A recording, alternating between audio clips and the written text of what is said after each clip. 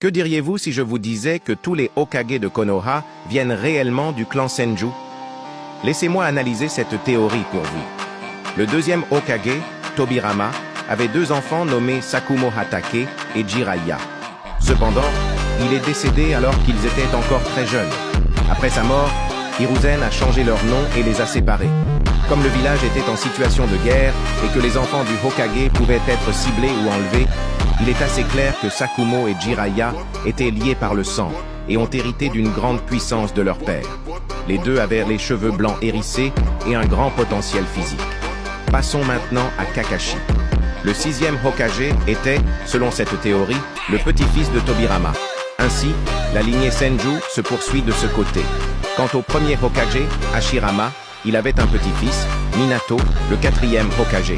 Dans cette théorie, Minato serait en réalité le fils de Tsunade, mais il aurait pris le nom de famille Namikaze de son père.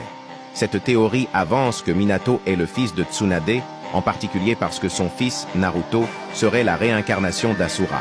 Comme toutes les réincarnations d'Asura dans l'histoire, Naruto serait donc né dans la branche principale du clan Senju. C'est ainsi que cela fonctionnerait. De plus, Minato aurait eu accès aux techniques les plus secrètes du clan Senju, y compris le Flying Thunder God Jutsu, créé initialement par son grand-oncle Tobirama. Si le quatrième Hokage a existé, il est probable que le septième, Naruto, continue également cette lignée. Naruto est le fils de Minato et de Kushina Uzumaki, mais il est aussi probable qu'il ait des ancêtres Senju. Compte tenu de son immense puissance, il est très probable que l'un de ses parents ait des racines Senju. En fin de compte, le village de Konoha semble ne choisir comme Hokage que ceux issus de la lignée Senju.